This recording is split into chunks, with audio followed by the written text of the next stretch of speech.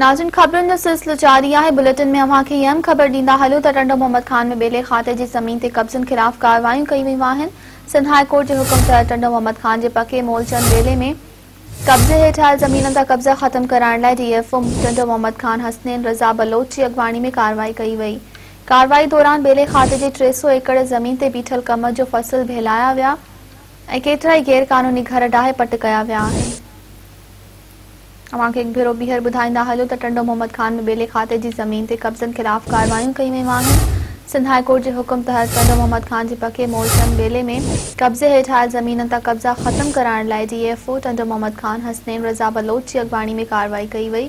कार्रवाई दौरान बेले खाते जे 300 एकड़ ज़मीन ते बीठल कम जा फ़सुल बहिलाया विया ऐं केतिरा ई गैर क़ानूनी घर डाहे पट कया विया आहिनि।